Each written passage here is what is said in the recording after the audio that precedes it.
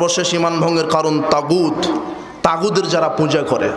তাগুত কি? আত-তাগুত হিয়া মাওয়াসিয়া মিনাল কিতাবি ওয়াস সুন্নাহ, কোরআন সুন্নাহর বিপরীত যত মতবাদ দর্শন সব হচ্ছে কি? তাগুত।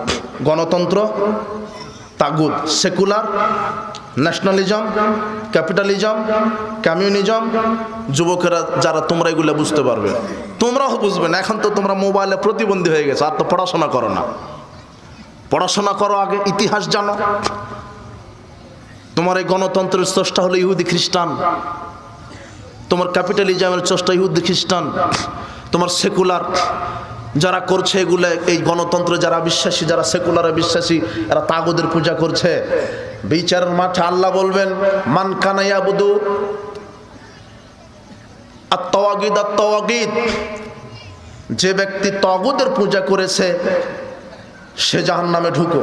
মান কানা ইয়াবুদুল আসনাম ওয়াল আসনাম, যে মূর্তি পূজা করেছে মূর্তিকে নিয়ে জাহান্নামে ঢুকো। মান কানা ইয়াবুদুশ শামস ওয়াস শামস, যে সূর্যের পূজা করেছে সূর্যকে নিয়ে জাহান্নামে ঢুকো। মান কানা ইয়াবুদুল কামারুল কামার, যারা চন্দ্রকে পূজা করেছে চন্দ্রকে নিয়ে ঢুকো। যে যার পূজা করেছে তাকে নিয়ে জাহান্নামে ঢুকবে। আপনি অমুক নেতার পূজা করেছেন, অমুক নেতার মূর্তি, অমুক নেতাকে নিয়ে কোথায় ঢুকবেন?